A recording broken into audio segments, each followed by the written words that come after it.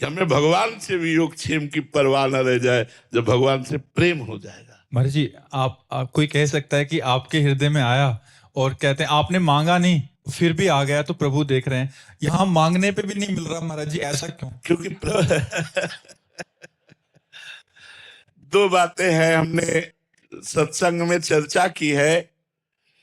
एक तो दुकान वाला संबंध, जिसमें जितने पैसे हैं उतने ही माल मिलेगा, और एक घर वाला संबंध। घर वाला जाएगा, बोला आधा किलो जरा घी का टीन उठाइए, तो वो पूछेगा नहीं, दे देगा। घर वाला आधा किलो घी उठा देते नहीं, लेकिन आपके आधा किलो घी निकालिए तो पैसा निकालिए। तो पहली बात, आप भगवान के घर के हो, आपने अपना संबंध भगवान से माना है नहीं, तो फिर नहीं मिलेगा। दूसरी बात, आपके पास इतना तप है, भजन है, साधन है, अनुष्ठान है, तो मांगिए, आपकी बात पूरी होगी। न तप है न भजन, करो बेविचार, पियो शराब, खाओ मांस, करो मनमानी आचरण, और कहो भगवान तुम्हें लड्डू का भोग लगा देंगे, तो भगवान भूखो नहीं मर रहे। ऐसे कामनाओं की पूर्ति नहीं होती। तपस्या, भजन, अनुष्ठान, साधना, या तो ये हो, और या तो सीधे हे नाथ मैं आपका हूं, हे नाथ मैं आपका हूं। भगवान की शरण, भगवान का घर जाया नौकर बन जाओ, खूब माल लूटो, खूब आनंदित हो जाओ। दो ही पद्धतियां हैं, या तो साधना और या तो साध्य में समर्पण। दोनों नहीं है तो फिर कामना की पूर्ति नहीं होगी। महाराज जी, आपके पास तो दोनों है, तो कटता किससे है? हम तो घर वाले हैं, हमारा तो कुछ है ही नहीं। भजन से है ही नहीं ना, है ही नहीं। मैं भजन नहीं कर रहा, वो भजन करा रहे। मैं साधन नहीं कर रहा, वो साधन करवा रहे। घर वाले नौकर को पेमेंट थोड़ी मिलती है। घर वाले नौकर, घर वाला घर का पर्सनल नौकर हो, उसको पेमेंट नहीं मिलती, पर उसके सारे खर्चे मालिक स्वयं देखता है। तो हम पर्सनल नौकर हैं, घर वाले नौकर हैं, हम पेमेंट वाले नहीं है, इसलिए हमारी फीस नहीं कटती, हमारा सब चलता है। भगवान के आश्रित हो जाए, ये बड़े मजे है यार। तुम्हें बिल्कुल सरल भाषा में कहते, भगवान के आश्रित हो जाओ।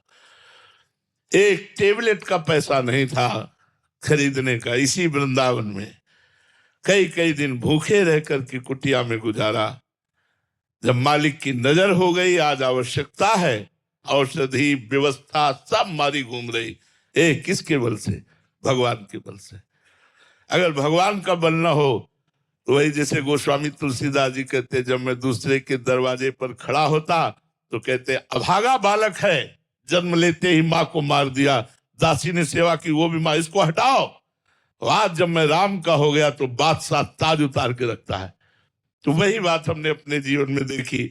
जब तक साधना का अहंकार रहा तो ठोकरे खाता रहा, और जब भगवान की शरण में हो गया तो माला माल हो गया। लोग पर लोग सब आनंद ही आनंद हो गया। आप भी आनंदित हो जाइए, यही सिखाने के लिए हम बोल रहे। भगवान की शरण में हो जाइए, भगवान की शरण में बहुत आनंद रहेगा। भगवान परमानंद स्वरूप है। भगवान ने संपूर्ण सृष्टि किसी के सहयोग से नहीं बनाई, एक संकल्प से संपूर्ण ब्रह्मांडों की रचना कर दी। वो भगवान प्रसन्न हो जाए तो क्या मेरी छोटी छोटी कामनाएं नहीं पूरी कर सकते? क्या चाहिए आपको?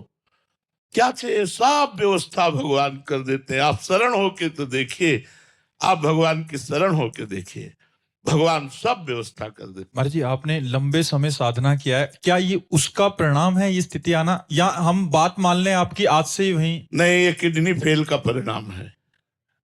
अगर हमारी किडनी फेल ना होती तो शरणागति हमारी पुष्ट ना होती। 6 घंटे पद्मासन में बैठकर प्राणायाम के द्वारा अपने मन को वश में कर के परमात्मा में लगाना, ये हम सीखा था।